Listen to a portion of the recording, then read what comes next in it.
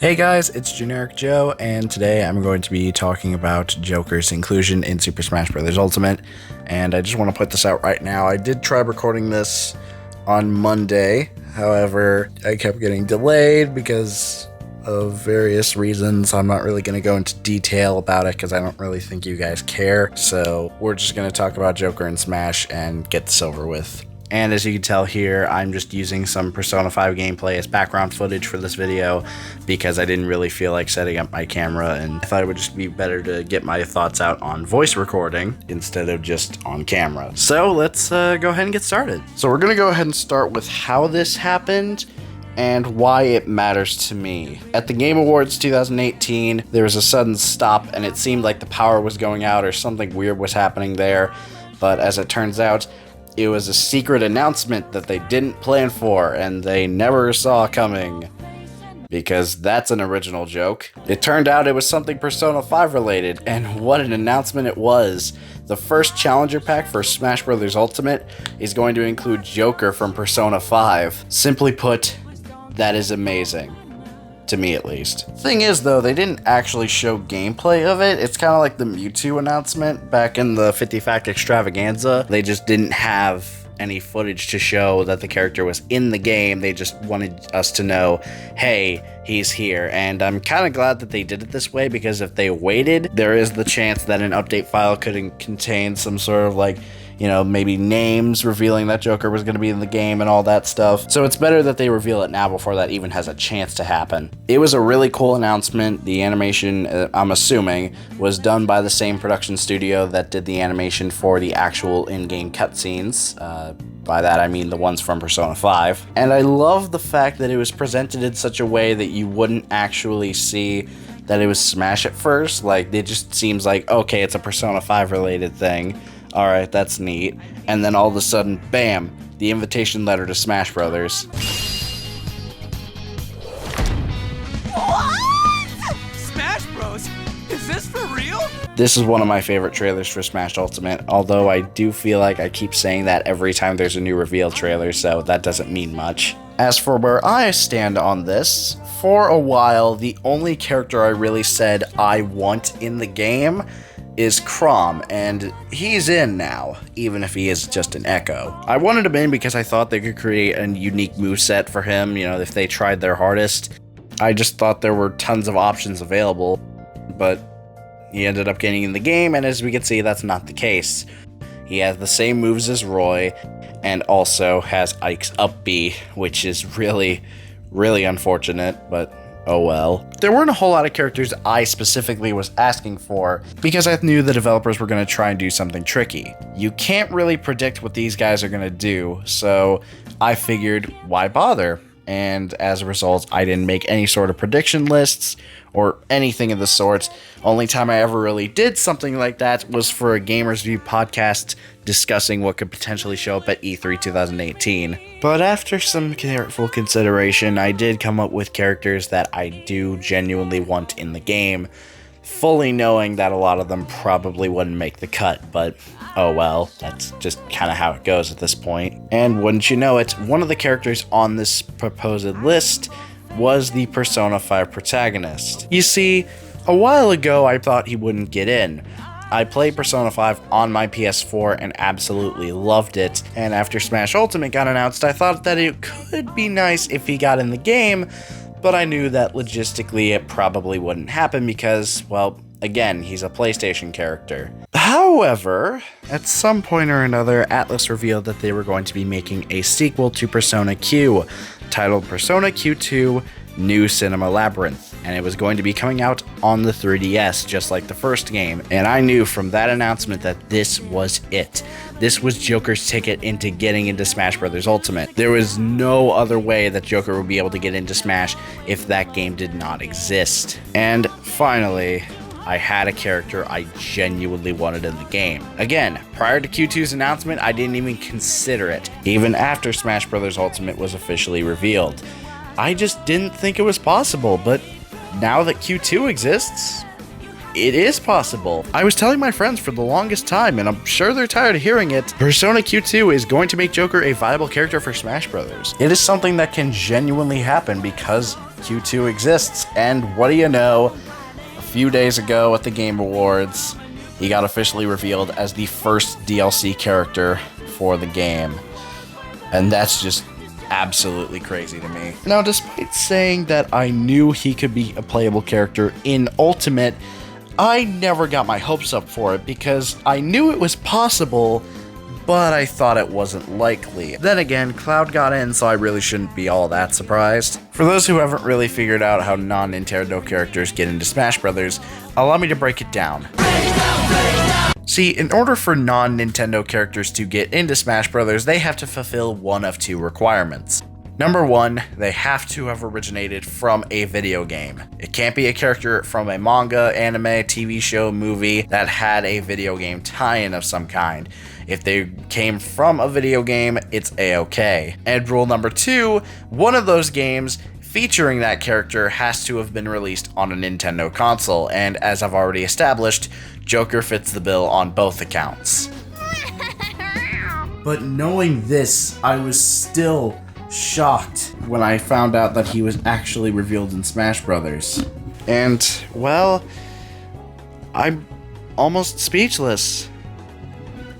Almost. Here's the thing you have to consider. Joker's inclusion in Smash means so much to me because of my history with Persona 5. And yeah, I know saying history with a game that came out in 2017 is kind of weird, but it's still true. If you love a character from a game, even if you're not a fan of Smash, don't you think it would be kind of important if they got in the game?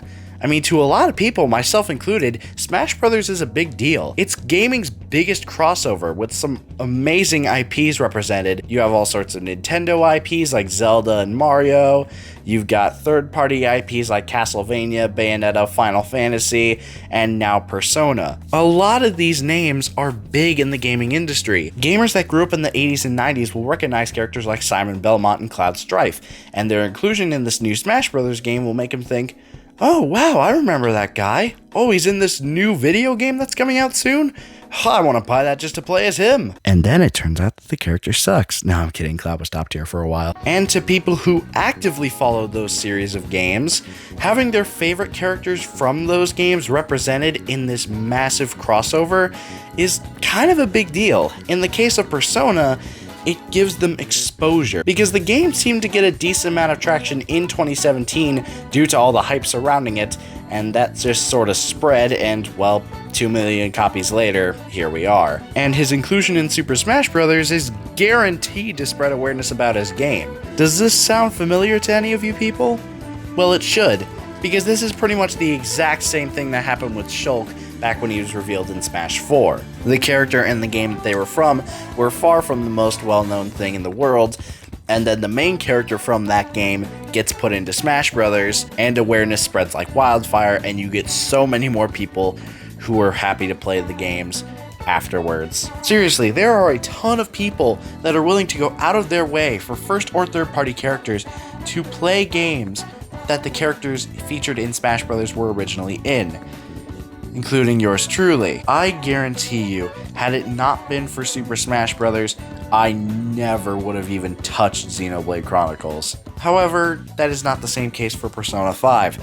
I knew far in advance, before Joker's announcement, what the game was and what it was about. I was close to completing my second playthrough of the game by the time Joker got announced in Smash. That alone should tell you how much I love the game. I shouldn't even have to explain this. I love the characters, I love the story, I love the music, I love the visuals.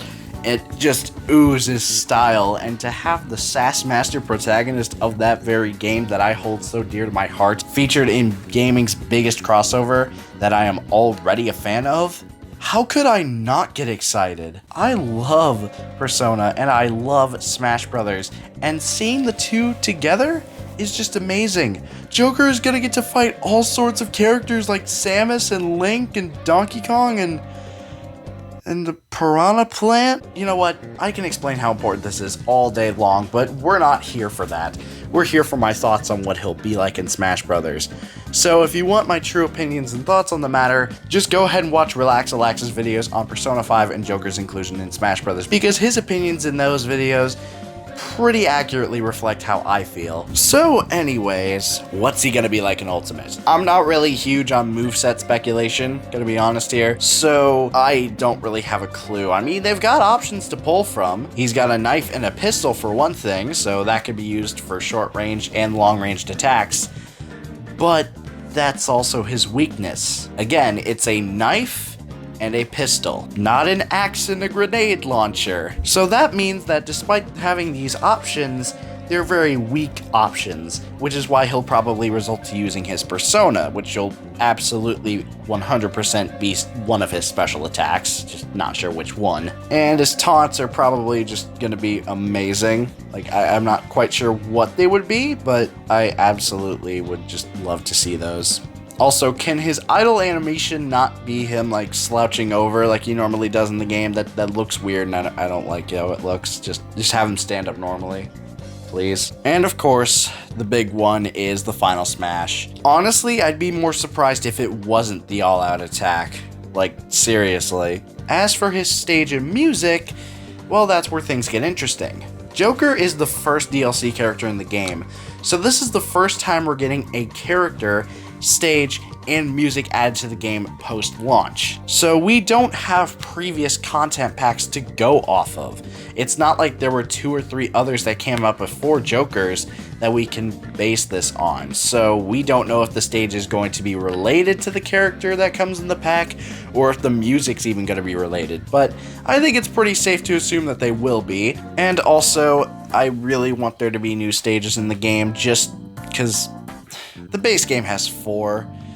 That's just absolutely pitiful. Like, the new game has 4 brand new stages that weren't seen in previous games, and one of them is just Battlefield with a big dumb thing hanging over it. Like, let's not kid ourselves. That's essentially what Great Plateau Tower is. So having more new stages with more unique ideas would be excellent. As for what stage it would be, my guess is one of 2 things. It's either going to be Mementos, which I kind of hope it isn't, because I don't really like the look of that place, or the much more lively and much more significant Casino. Okay, maybe not the more significant part. That might actually be a bit of an exaggeration there. It's significantly more recognizable to people who aren't fans of Persona 5. The Casino is featured not only in the intro of the game, but at the turning point of the story in the latter half of the game. And, well, it's pretty important to say the least. Plus, again, it's in the intro, so that means it's more recognizable.